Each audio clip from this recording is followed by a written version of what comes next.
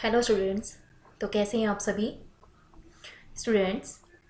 आज हम स्टार्ट करने जा रहे हैं अपने आगे का डिस्कशन।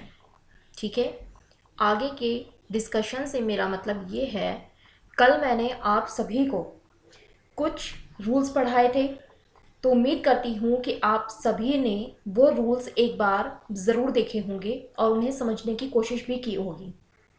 तो आज हम चलते हैं कुछ जनरल एंट्रीज़ के ऊपर। मैंने आपको लास्ट वीडियो में, दैट मीन्स कल जो वीडियो मैंने आपको बना के दी थी, उस वीडियो में मैंने आप सभी को रूल्स भी पढ़ाए थे और कुछ जनरल एंट्रीज भी करवाई थी। अब कल मैंने आपसे कहा था कि इसके आगे मैं जो आपको कराऊंगी उसमें मैं आपको क्वेश्चन कराऊंगी, कहा था। तो बेटा आज हम स्टार्ट करते हैं प्रैक्टिकल प्रॉब्लम्स। क्लियर? तो चलिए सबसे पहले हम स्टार्ट करते हैं फर्स्ट एंट्री से। फर्स्ट एंट्री है बेटा, Ganesh started his business with cash.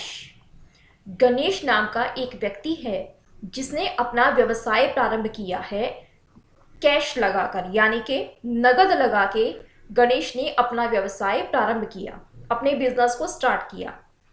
उस कंडीशन में यहाँ पर दो तरह के ट्रांजैक्शन, यानी कि एक ट्रांजैक्शन दो अकाउंट को अफेक्ट कर रही है। आप ध्यान से समझिए इस चीज को। ये जो एंट्री आपके सामने दिखाई दे रही है ये ट्रांजैक्शन है, ये एक ट्रांजैक्शन हो रहा है, एक व्यक्ति का उसके बिजनेस के साथ में ट्रांजैक्शन हो रहा है। ठीक है, क्योंकि बेटा बिजनेस और बिजनेसमैन दोनों अलग अलग चीजें होती हैं, ये एक नहीं होते। बिजनेस और बिजनेसमैन ये दोनों अलग अलग चीजें हैं, दीज आर नॉट सेम। अब यहाँ पर जो ट्रांजैक्शन आपके सामने है, तो Ganesh started his business with cash, इसका मतलब क्या है कि बिजनेस अलग है, गणेश अलग है। अब गणेश क्या दे रहा है बिजनेस में? कैश दे रहा है। क्या दे रहा है? कैश दे रहा है। हम जो जर्नल एंट्रीज बनाते हैं बेटा, उसमें हम ये देखते हैं कि बिजनेस में क्या चीज आ रहा है और बिजनेस से क्या चीज जा रही है। हम ये नहीं देखते कि ऑनर के पास क्या आ रहा है और ऑनर क्या दे रहा है। समझिए आप मेरी बात को। ऑनर किसके साथ ट्रांजैक्शन कर रहा है ये एंट्री नहीं करते, एंट्री करते हैं कि बिजनेस किसके साथ क्या ट्रांजैक्शन कर रहा है। बिजनेस ट्रांजैक्शन ऑनर के साथ भी कर सकता है और बिजनेस ट्रांजैक्शन आउटसाइडर के साथ भी कर सकता है। अब यहां पर बिजनेस में क्या चीज आई? बिजनेस में कैश आया। बिजनेस में क्या आया बेटा? बिजनेस में आया कैश। क्या आया बिजनेस में? कैश आया। क्या आप सबको मेरी इतनी बात समझ में आ गई बेटा? बिजनेस में क्या चीज आई? बिजनेस में आया कैश। क्या आया बिजनेस में? कैश आया बेटा। ठीक है, तो बिजनेस में कैश आ रहा है ना। एक सेकंड बेटा,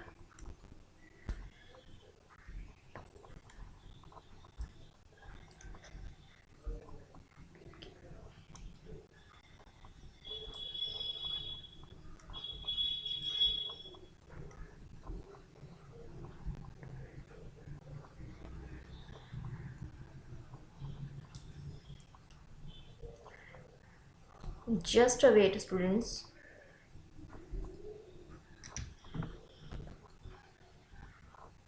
तो हम क्या बात कर रहे हैं कि बिजनेस में क्या चीज आ रही है बेटा? बिजनेस में आ रहा है बेटा कैश। क्या आ रहा है बिजनेस में? कैश आ रहा है। अब उस कंडीशन में आप देखिए, उस कंडीशन में जब आप एंट्री करेंगे इसकी, तो आप एंट्री क्या करेंगे? आप एंट्री क्या करेंगे? आप एंट्री करेंगे बेटा, कैश आया ना बिजनेस में, तो जब बिजनेस में कैश आ गया, हमें पता चल गया कैश आ गया, हमने क्या कहा था कि जब कैश आता है बिजनेस में क्या आता है बेटा? जब कैश आता है तो हम क्या करते हैं? आने वाली चीज को डेबिट कर देंगे। जो चीज आपके बिजनेस में आ रही है आप उसे क्या करेंगे? डेबिट करेंगे। तो हम एंट्री क्या करेंगे? हम एंट्री करेंगे कैश अकाउंट डेबिट टू में। क्या करेंगे? किस नाम से आया कैश? कैश एक रियल अकाउंट का आइटम है बेटा। कैश क्या है? कैश एक रियल अकाउंट का आइटम है। और आपको क्या करना है? जब बिजनेस में कैश आ रहा है तो उसको क्या कर देंगे? डेबिट। क्योंकि कैश एक रियल अकाउंट का एग्जाम्पल है और रियल अकाउंट का रूल होता है जो चीज बिजनेस में आती है उसे डेबिट कर दो और जो चीज बिजनेस से जाती है उसे क्रेडिट कर दो। तो कैश अकाउंट डेबिट क्यों किया? क्योंकि बिजनेस में कैश आया। अब आपको दिमाग में ये बात आनी चाहिए कि जब कैश तो आया, लेकिन आया कहाँ से, किस नाम से आप दिखाएंगे कैश की एंट्री की कैश आया? अगर इन फ्यूचर कभी आप देखने लगे कि अपनी जर्नल एंट्रीज उठाकर देखें तो आपको ये देखना पड़ेगा ना, मान लो यहाँ पर कैश आपका 1 लाख का आया, फॉर एग्जाम्पल कैश 1 लाख का आया, तो 1 लाख का कैश आया कहाँ से? तो ऑनर के साथ ट्रांजेक्शन हुई है ना बेटा। जब यहां पर ऑनर के साथ ट्रांजेक्शन हुई है, आप मेरी कल की वीडियो एक बार देखना, ऑनर के साथ जब ट्रांजेक्शन होती है बिजनेस की तो उस कंडीशन में क्या है, कैपिटल से संबंधित होता है। वो किससे संबंधित होता है? कैपिटल से कंसर्न होता है। तो यहां पर कैश जो आ रहा है वो बिजनेस में क्या लगा रहा है? कैपिटल लगा रहा है। गणेश बिजनेस में लगा रहा है कैपिटल। तो इसीलिए हमने क्या किया, कैश बिजनेस में आया तो उसे डेबिट किया और किस नाम से आया? कैपिटल के नाम से आया। इसलिए कैपिटल को क्या कर दिया है? क्रेडिट कर दिया है। कैपिटल को क्या कर दिया बेटा हमने? क्रेडिट कर दिया। इतनी बात समझ में आ गई? अब यहां देखिए, ये जो कैश है ये किस तरह के अकाउंट का एग्जाम्पल है बेटा? ये है रियल अकाउंट का। ये किस तरह का है? ये है रियल अकाउंट का। और कैपिटल किस तरह का है? कैपिटल किस तरह का अकाउंट है? कैपिटल बता सकते हैं आप मुझे?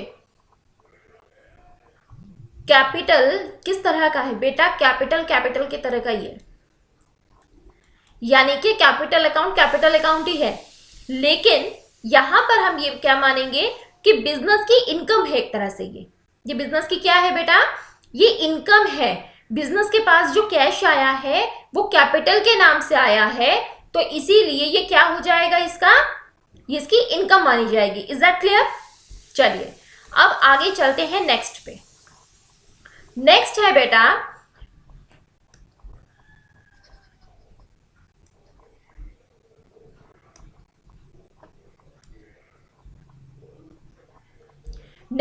Borrowed from Mahesh.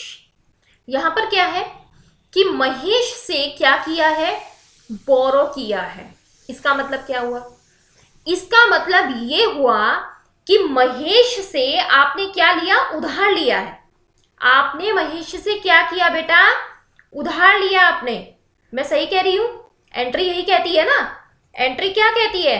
एंट्री ये कहती है कि आप महेश से उधार ले रहे हैं। अब बेटा महेश से उधार आप थोड़ा ना ले रहे हैं। महेश से उधार कौन ले रहा है? महेश से उधार ले रहा है कौन? महेश से उधार ले रहा है बेटा जो आपकी फर्म है। कौन है? जो आपकी कंपनी है वो उधार ले रही है।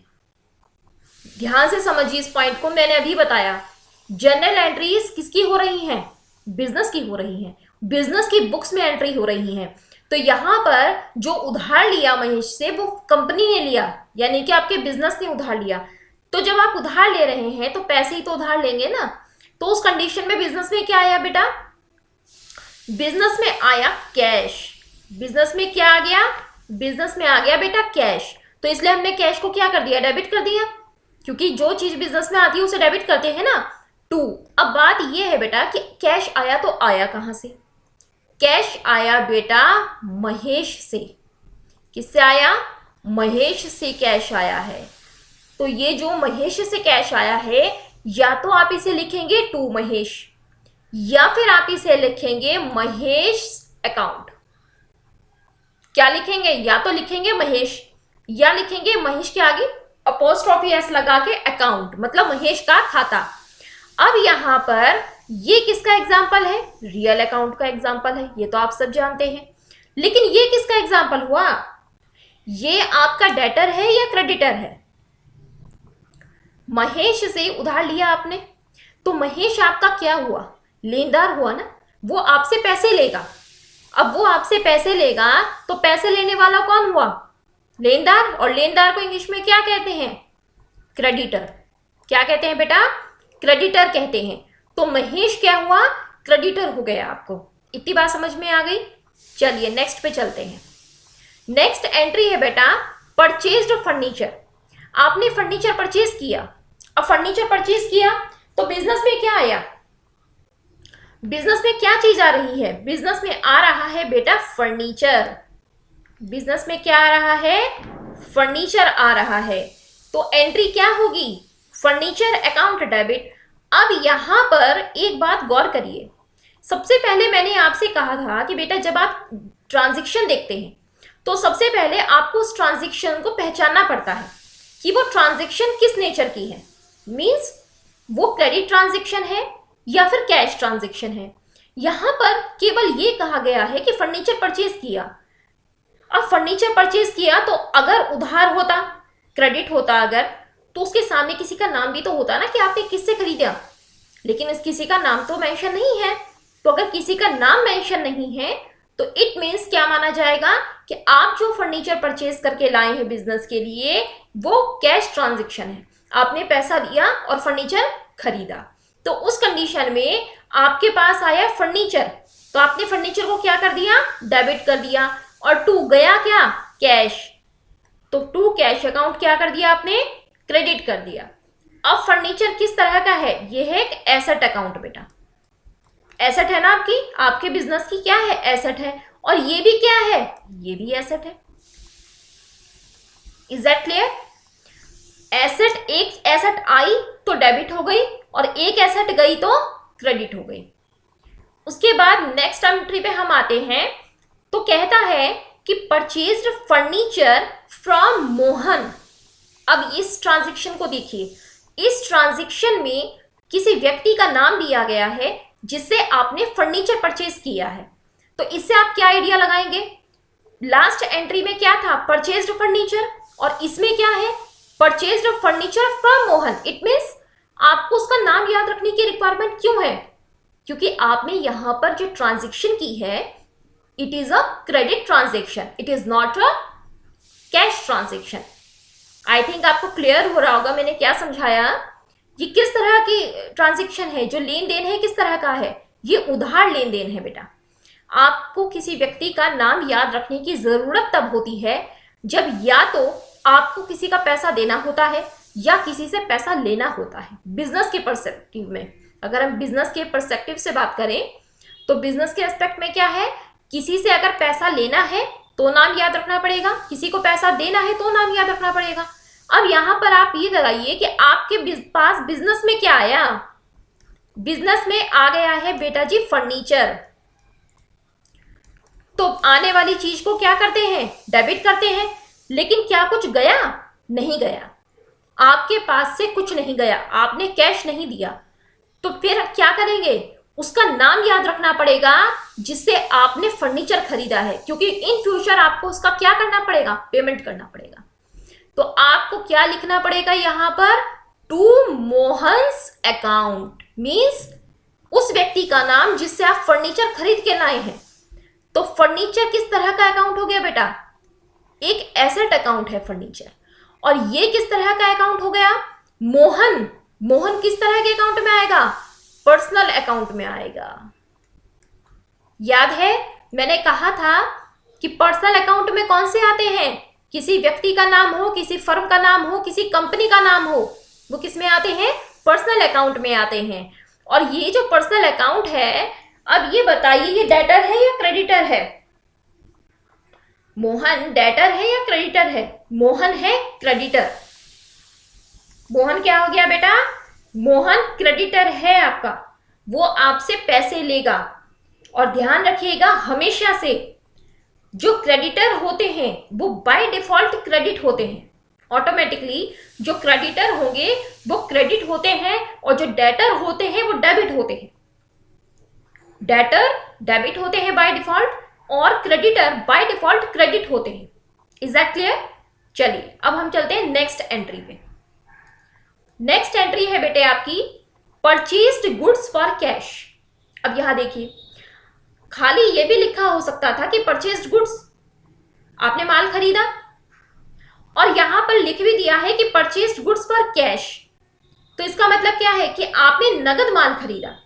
अब जब माल खरीदा है तो मैंने आपको सबसे स्टार्टिंग की जो वीडियोस कराई थी उसमें बताया था कि जो बेटा गुड्स होता है, ये जो टर्म है गुड्स, इसके लिए हम अलग अलग जगह अलग अलग वर्ड यूज करते हैं। कैसे? अगर हम गुड्स परचेज करते हैं, हम क्या करते हैं बेटा? परचेज करते हैं, तो खरीदते हैं अगर हम गुड्स को, तो हम वर्ड यूज करते हैं परचेज। क्या यूज करते हैं? परचेज। अगर हम बेचते हैं, यानी कि अगर हम माल बेच रहे हैं, तो हम वर्ड यूज करते हैं सेल्स। अगर हम खरीदे हुए माल में से कुछ माल वापस कर देते हैं, तो उसे हम कहते हैं परचेज रिटर्न। क्या कहते हैं? परचेज रिटर्न कहते हैं। और अगर बिके हुए माल में से कुछ माल वापस आ जाता है हमारे पास, तो उसे हम कहते हैं सेल्स रिटर्न, जिसे शॉर्ट में एसआर लिख देते हैं। ठीक है? क्या कहेंगे? इसे कहेंगे परचेज रिटर्न, और इसे क्या कहेंगे? Sales return. Is that clear? एक बात और, जब हम परचेज करते हैं, गुड्स खरीदते हैं, तो हमारे पास बिजनेस में माल आ रहा है ना। यहाँ पे लॉजिक लगाना बेटा, यहाँ पे ना समझना, इसको रट नहीं सकते आप। इसे आपको क्या करना पड़ेगा? इसे आपको समझना पड़ेगा। समझेंगे तो आपको याद रहेगा। गुड्स आप परचेज करते हैं अगर, तो डेफिनेटली गुड्स आपके पास बिजनेस में आ रहा है ना, तो बिजनेस में जो चीज आती है आप उसे डेबिट करते हैं। इसका मतलब अगर माल खरीद के ला रहे हैं तो क्या करेंगे? डेबिट करेंगे। जो चीज बिजनेस से जाती है आप उसे क्या करते हैं? क्रेडिट करते हैं। तो उसी तरह से जब माल आपके बिजनेस से जाएगा तो आप उसे क्या कर देंगे? क्रेडिट कर देंगे। इसी तरह से बात करेंगे अगर परचेज रिटर्न की, तो परचेज रिटर्न में जरा सोच के देखो, आप माल खरीद के लाए थे, लेकिन उसमें से कुछ माल आपको क्या करना पड़ रहा है? रिटर्न करना पड़ रहा है। हो सकता है माल में डिफेक्ट निकल गया हो, तो आपको क्या करना पड़ रहा है? वो माल रिटर्न करना पड़ रहा है। तो आपके बिजनेस में चीज आ रही है, बिजनेस से चीज जा रही है। बिजनेस से चीज जा रही है, तो जा रही है तो जाने वाले को क्या कर देते हैं? क्रेडिट कर देते हैं। और ऐसे ही सेल्स रिटर्न है। सेल्स रिटर्न में बिका हुआ माल, जो माल बिक गया था, उसमें से माल हमारे पास रिटर्न होके आ रहा है। तो बिजनेस में तो आ रहा है ना, तो आ रहा है तो आप इसको क्या कर देंगे बेटा? डेबिट कर देंगे। Is that clear? इसे आप ऐसे भी देख सकते हैं, ये मैंने समझाने की बात कही थी। इसे आप ऐसे भी देख सकते हैं, परचेज डेबिट होता है तो परचेज रिटर्न इसका उल्टा हो जाएगा। सेल्स क्रेडिट होता है तो सेल्स रिटर्न इसका उल्टा हो जाएगा। क्लियर? लेकिन इसे याद रखने में से बेटर यह है कि आप इसे समझ लें। चलिए अब हम आगे चलते हैं। तो यहां पर परचेज्ड गुड्स फॉर कैश है। इट मीन्स आपने क्या किया? नगद माल खरीद के लाए। जब नगद माल खरीद के लाए हैं आप, तो बिजनेस में क्या आया बेटा? परचेज आया। क्या आया? परचेज। तो आप एंट्री क्या करेंगे? परचेज अकाउंट डेबिट, क्योंकि माल आया। और टू में क्या कर देंगे? कैश अकाउंट, क्योंकि आपके बिजनेस से क्या हुआ है बेटा? कैश गया है। आपके बिजनेस से कैश क्या हुआ है? कैश गया है। अच्छा, अब बात करते हैं कि किस तरह का अकाउंट है बेटा परचेज। परचेज एक नॉमिनल अकाउंट है बेटा। परचेज एक नॉमिनल अकाउंट है। क्यों है? क्योंकि ये एक तरह का एक्सपेंस ही तो है। आपने क्या किया? आपने खर्चा किया। किसके नाम से खर्चा किया? माल खरीदा तो खर्चा कर दिया ना आपने। तो ये एक नॉमिनल अकाउंट में आता है बेटा। और कैश किस में आता है? कैश आपका रियल अकाउंट में आता है। Is that clear? चलिए आगे चलते हैं बेटा हम।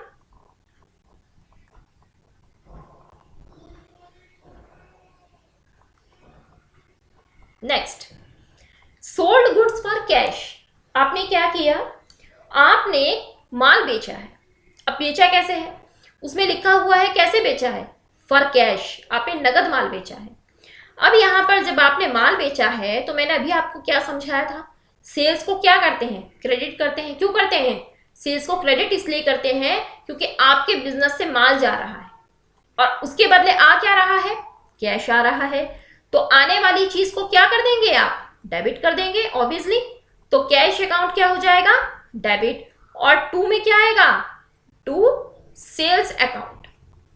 कैश किस तरह का है? रियल अकाउंट का एग्जांपल है। और सेल किस तरह का है? एक इनकम का है बेटा। ये एक इनकम में आएगा। क्यों आएगा? क्योंकि माल बिका है। बिकने की वजह से ही तो फायदा हुआ ना आपको। आपका जब माल बिका है बेटा, तो उसकी वजह से क्या हुआ, फायदा हुआ, तो ये आपकी क्या हो गई, इनकम हो गई।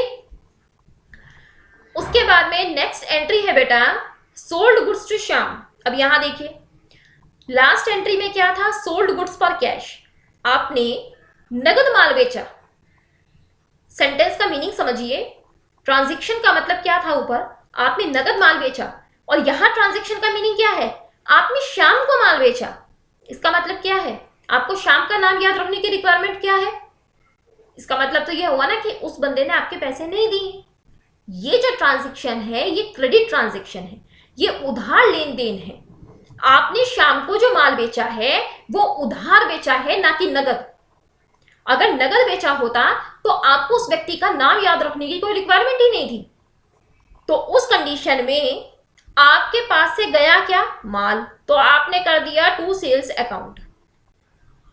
लेकिन फिर क्वेश्चन ये आएगा ना, डेबिट किसको करेंगे, डेबिट किसे करेंगे, जो उस माल को पाने वाला है।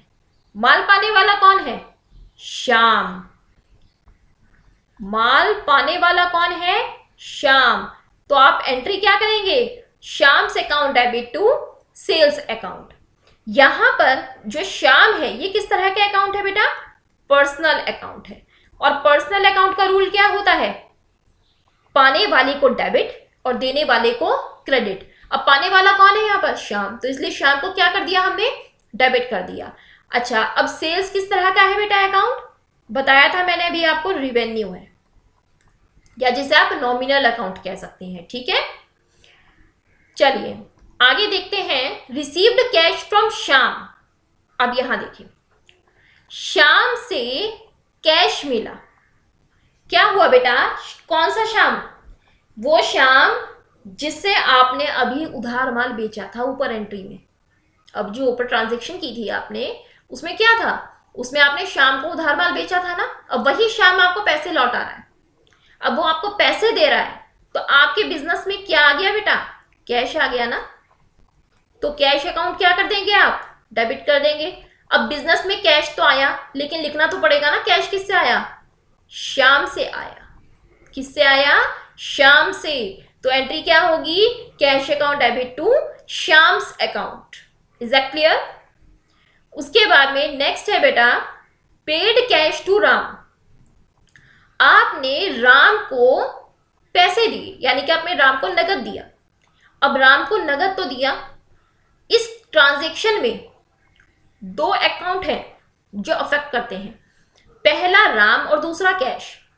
अब सवाल यह है कि किसे डेबिट करें और किसे क्रेडिट करें।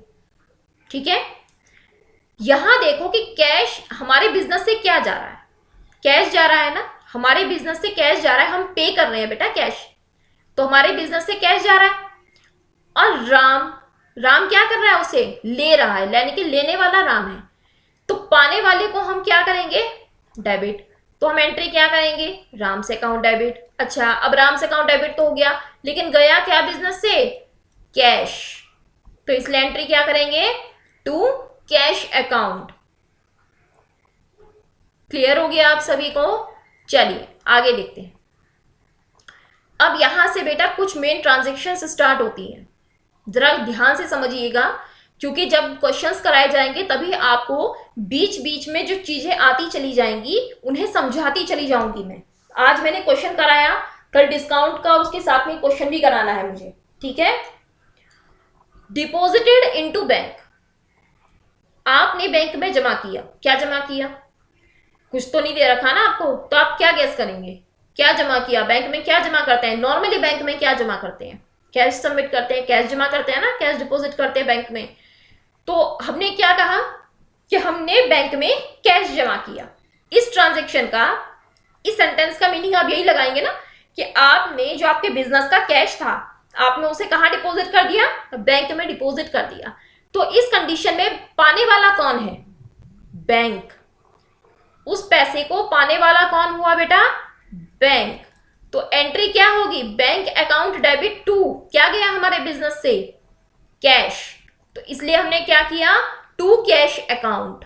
अब यहां पर आप कहें, अगर मैं पूछूं तो बैंक किस तरह का अकाउंट है, बता सकते हैं आप। Bank is a personal account.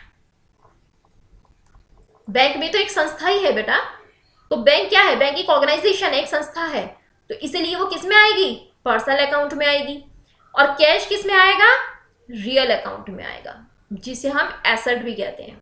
ठीक है, हमने क्या किया? पाने वाला कौन है उस कैश को? बैंक। तो बैंक अकाउंट क्या कर दिया? डेबिट। क्या गया बिजनेस से? कैश। तो टू क्या कर दिया? Cash account. इतनी बात क्लियर हो गई? चलिए अब आगे देखिए, withdraw cash for personal use. आपने क्या किया? आपने अपने व्यक्तिगत प्रयोग के लिए, अपने पर्सनल यूज के लिए कैश निकाला। कहां से निकाला कैश? आपने कैश कहां से निकाला? व्यक्तिगत प्रयोग के लिए कैश निकाला। तो निकाला कहां से बेटा? कैसे पता लगाएंगे आप कि आपने कैश कहां से निकाला है?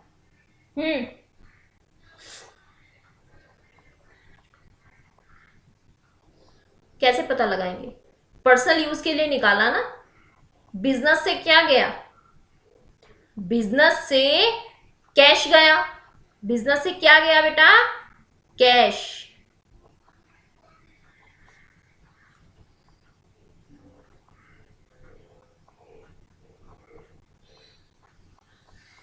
ठीक है, तो उस कंडीशन में एंट्री क्या बनेगी आपकी? To cash account. बेटा बिजनेस से कैश चला गया, लेकिन खर्चा क्या था? याद करो, मैंने आपको पहले बताया था एक टर्म था जिसका नाम था ड्राइंग्स। ड्राइंग्स को हिंदी में हम क्या कहते हैं? आहरण। ड्राइंग्स को हिंदी में आहरण कहते हैं। आहरण, ड्राइंग्स। इट मीन्स आपने व्यक्तिगत प्रयोग के लिए जब आप कुछ निकालते हैं, तो जो व्यक्तिगत प्रयोग के लिए निकाला जाता है उसे ड्राइंग्स कहते हैं। तो बिजनेस का तो खर्चा हो गया बेटा। ये ध्यान से समझना, बिजनेस से कैश कब जाएगा? जब खर्चा होगा तभी तो कैश जाएगा ना बिजनेस से। अब वो कैश हो सकता है खर्च हो, या तो कोई गुड्स खरीदने पे खर्चा हो जाए, या आपने किसी एक्सपेंस का पेमेंट किया है, रेंट का, कमीशन का, इंटरेस्ट का, तब हो जाए। तो ड्राइंग्स भी तो एक तरह से बिजनेस का क्या हुआ? बिजनेस का एक्सपेंस ही तो हुआ। तो इसीलिए यहां पर ड्राइंग्स को क्या कर देंगे हम? डेबिट कर देंगे। क्या कर देंगे बेटा? डेबिट। तो एंट्री क्या करेंगे? Drawings account debit to cash account. I think आपको समझ में आ गया होगा। ठीक है, उसके बाद नेक्स्ट है withdraw from bank for official use. अब यहां देखिए, यहां पर क्या है? आपने बैंक से विड्रॉ किया ऑफिशियल यूज के लिए। बेटा आपने बैंक से क्या विड्रॉ किया? जाहिर सी बात है आपने कैश विड्रॉ किया होगा। तो आपने क्या किया? आपने बैंक से कैश निकाला। आप ये समझिए, आपने बैंक से कैश निकाला, और किसके लिए? उसके लिए ऑफिशियल यूज के लिए, ऑफिस के कामों के लिए। तो उस कंडीशन में बिजनेस में क्या आया? बिजनेस में क्या आया बेटा? बिजनेस में आया कैश। तो इसलिए एंट्री क्या बनेगी? Cash account debit to. अब आया कहां से? बैंक से। तो क्या हो जाएगा? To bank account. क्या आपको मेरी बात समझ में आ गई? बिजनेस में क्या आया? कैश। तो इसलिए कैश को क्या कर दिया? डेबिट। और बिजनेस के पास जो कैश आया वो कहां से आया? बैंक से आया। तो इसलिए आपने टू क्या कर दिया? बैंक अकाउंट कर दिया। Got it? चलिए आगे चलते हैं। नेक्स्ट है बेटा withdraw from bank for personal use. आपने क्या किया? आपने बैंक से कैश निकाला, लेकिन किसके लिए? ऑफिशियल यूज के नहीं, पर्सनल यूज के लिए निकाला। क्या किया? पर्सनल यूज के लिए। तो आप यहां देखो, आपका तो बैंक बैलेंस कम हो गया। आपका बैंक बैलेंस क्या हो गया? कम हो गया ना। तो इस कंडीशन में आप जो एंट्री करेंगे वो क्या करेंगे? ड्राइंग्स अकाउंट डेबिट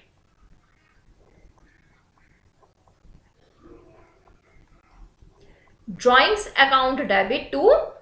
अब की बार कैश नहीं गया, क्या गया? बैंक से गया पैसा। तो एंट्री करेंगे drawings account debit to bank account. क्या आपको मेरी बात क्लियर हो गई बेटा? चलिए आगे चलते हैं। नेक्स्ट है पेड राम बाय चेक। आपने राम का भुगतान किया चेक के द्वारा। किसके द्वारा भुगतान किया? चेक के द्वारा भुगतान किया बेटा राम का। ठीक, अब पाने वाला कौन है? राम। तो राम को क्या कर देंगे आप, डेबिट कर देंगे ना, तो राम्स अकाउंट डेबिट। और 2 आपने कैश थोड़ा ना दिया है, आपने क्या दिया, आपने चेक दिया, वो चेक कहाँ जाएगा, बैंक जाएगा। इट मीन्स पेमेंट कहाँ से हुआ, बैंक से हुआ, कैश नहीं दिया आपने, आपने पेमेंट कहाँ से किया, बैंक से पेमेंट किया बेटा। तो इसीलिए आप एंट्री क्या करेंगे यहाँ पर, to bank account. Clear, Ram's account debit to bank account. Ram पाने वाला है तो डेबिट कर दिया, और पैसा कहां से जा रहा है, बैंक से, यानी कि देने वाला कौन हुआ, बैंक। तो आपने देने वाले को यहां पर क्या कर दिया बेटा, क्रेडिट कर दिया है। चलिए आगे है पेड सैलरी, आपने सैलरी पे की है, तो आपको ये तो नहीं कह रखा ना कि आपने चेक के थ्रू सैलरी पे की है, तो इसका मतलब क्या मानेंगे कि आपने कैश पे किया। और सैलरी क्या है, एक एक्सपेंस है या इनकम है, सैलरी, सैलरी का एक्सपेंस है बेटा। बिजनेस में जो एम्प्लॉयज काम करते हैं, या तो एम्प्लॉयज को क्या दे रहे हैं आप, एम्प्लॉयज को सैलरी दे रहे हैं ना, तो बिजनेस का तो खर्चा हो गया, तो खर्चा हो गया तो एक्सपेंसेस को क्या करते हैं, डेबिट करते हैं। तो इसीलिए यहां पर एंट्री क्या करेंगे, सैलरी अकाउंट डेबिट टू क्या गया, cash, to cash account. Next entry है पेड रेंट बाय चेक, आपने किराए का भुगतान किया लेकिन कैश नहीं किया, चेक के थ्रू किया, तो यहां पर एक्सपेंस को तो आप डेबिट ही करेंगे ना। ये नॉमिनल अकाउंट का एग्जांपल है बेटा, क्योंकि नॉमिनल अकाउंट का रूल होता है all the expenses and losses are debit and all the incomes and profits are credit. तो यहां पर रेंट आपका क्या है, एक्सपेंस है, तो इसीलिए एक्सपेंस को क्या कर दिया है, डेबिट कर दिया है। जिस तरह से सैलरी एक्सपेंस था और हमने उसे क्या किया था, डेबिट किया था, लेकिन दोनों में डिफरेंस ये है कि वहां उसका जो आप पेमेंट कर रहे हैं वो बाय कैश कर रहे हैं, और यहां जो आप पेमेंट कर रहे हैं यहां बाय चेक कर रहे हैं। तो इसलिए रेंट अकाउंट डेबिट टू क्या हो जाएगा, बैंक अकाउंट, क्योंकि पैसा आपके बैंक अकाउंट से जाएगा। नेक्स्ट है goods withdrawn for personal use. यहां क्या है बेटा, आपने अपने व्यक्तिगत प्रयोग के लिए माल निकाला। माल विड्रॉ करने का मतलब होता है बेटा निकालना। जैसे आपकी मान लो स्टेशनरी की शॉप है, आप उसमें से अपनी फैमिली के लिए, फैमिली में जो आपके बच्चे हैं उनके लिए आप एक पेंसिल का बॉक्स निकाल लेते हैं, तो आपने किसी को सेल थोड़ी ना किया, आपने तो अपने व्यक्तिगत प्रयोग के लिए निकाला ना वो। तो आपके दुकान का जो सामान था बिकने वाला, आपने उसे क्या किया, गुड्स को व्यक्तिगत प्रयोग के लिए निकाल लिया, तो वो किस में आएगा, वो ड्राइंग्स में आएगा। किस में आएगा बेटा, ड्राइंग्स में। तो इस कंडीशन में हम क्या करेंगे, ड्राइंग्स अकाउंट डेबिट करेंगे। एक तरह से बिजनेस का क्या होता है, एक्सपेंस होता है ना, तो ड्राइंग्स अकाउंट डेबिट टू क्या गया बिजनेस से, बिजनेस से कैश तो नहीं गया। आपने ऐसा तो नहीं करा ना कि आपने बिजनेस से कैश निकाला हो पर्सनल यूज के लिए, नहीं, आपने बिजनेस से माल निकाला है, और जो माल आपने निकाला है उसे आपने क्या किया था, आप परचेज करके लाए थे, परचेज करके लाए थे ना उस माल को, आप भी तो खरीद के लाए होंगे, तो आपने जिससे परचेज किया तो आपके लिए तो वो परचेज था। तो इस कंडीशन में आपका जो परचेज अकाउंट का बैलेंस है वो कम हो जाएगा। क्या हो जाएगा, परचेज अकाउंट का बैलेंस कम हो जाएगा, इसीलिए आप क्या करेंगे, टू परचेज अकाउंट करेंगे। ध्यान रखना, जब भी माल निकाला जाता है व्यक्तिगत प्रयोग के लिए तो drawings account debit to purchase होता है, क्योंकि आपका परचेज की जो स्टॉक है वो कम हो जाता है, आपका जो आप खरीद के लाए थे, जो माल आपने खरीद रखा था उसका स्टॉक कम हो जाता है, तो इसीलिए आप क्या कर देते हैं, परचेज को क्रेडिट कर देते हैं। ठीक, चलिए आगे चलते हैं बेटा नेक्स्ट पे। नेक्स्ट है paid and advance to suppliers of goods. इसमें क्या है कि आपने सप्लायर्स को माल के लिए अग्रिम भुगतान किया, अग्रिम मतलब आपने एडवांस में पेमेंट कर दिया सप्लायर्स को, तो उस कंडीशन में बिजनेस के लिए क्या है, ये एक एक्सपेंस है या इनकम है, बिजनेस के लिए तो एक्सपेंस हुआ ना, क्योंकि उसने पे किया है, पेड से ही पता चल रहा है, पेड नाम से। तो यहां पर किस नाम से पे किया, एडवांस टू सप्लायर के नाम से, advance to suppliers account debit to क्या गया है, कैश गया है, तो to cash account. Is that clear? चलिए आगे चलते हैं। इसी तरह से नेक्स्ट एंट्री है received an advance from customers. यहां पर देखो उसका उल्टा हो गया। यहां पर क्या है, आपको ग्राहकों से, जो आपके ग्राहक हैं उनसे, कस्टमर से आपको एडवांस में पैसे मिल रहे हैं। तो बिजनेस में क्या आया बेटा, बिजनेस में आ गया है कैश। क्या आ गया बिजनेस में, कैश। तो एंट्री क्या हो जाएगी, कैश अकाउंट डेबिट टू, किस नाम से पैसा आया, advance from customers, advance from customers. बात समझ में आ गई बेटा। आज हमने ये 23 एंट्रीज करी है, ठीक है। जो एंट्रीज मैंने आपको कराई हैं, आप एक बार इनकी प्रैक्टिस करिएगा। आपके पास में जो बुक्स अवेलेबल हैं, आप उन बुक्स में से एक बार एंट्रीज को समझिएगा, ठीक है बेटा। एंट्रीज तो सब में ऐसी ही होती हैं। एंट्रीज जो होती हैं बेटा, वो सब में इसी तरह की होती हैं कि आपको थोड़ा बहुत आपका चेंजेस होते हैं। आपने देखा होगा जो मैंने आपको एंट्रीज कराई हैं, उसमें कुछ सेम भी थी, कुछ अलग भी थी, ठीक है। तो इसी तरह की एंट्रीज जो आपकी बुक्स में हैं, आप एक बार उनकी प्रैक्टिस करिए। और प्लीज़, अगर आपको मेरा ये वीडियो अच्छी लगी हो, अगर आपको मेरा पढ़ाया समझ में आता है, अगर आपको लग रहा है कि हाँ मेरा पढ़ाया हुआ आपको ठीक लग रहा है, आपकी समझ में वो चीज़ें आ रही हैं जो मैं समझाना चाह रही हूँ, तो प्लीज़ आप मेरी इस वीडियो को मैक्सिमम जितना हो सके आप इसे शेयर कीजिए और लाइक ज़रूर कीजिएगा, एंड मेरे चैनल को सब्सक्राइब जरूर कर लीजिएगा, ताकि जो भी नोटिफिकेशंस मैं आगे डालती हूँ तो वो आपको टाइम टू टाइम मिलती चली जाए, ठीक है। तो स्टूडेंट्स, ऑल द बेस्ट। आप तैयारी करिए, अपनी लग के पढ़ाई करिए, और अगर किसी को कोई डाउट्स है तो वो मुझसे क्लियर कर सकता है। हाँ, बीच में मैं कुछ टाइम के लिए मैंने वीडियो अपलोड नहीं की थी, मैंने बताया भी था, कुछ इश्यूज थे, इस वजह से मैं नहीं अपलोड कर पाई थी, कुछ टेक्निकल प्रॉब्लम्स भी थी।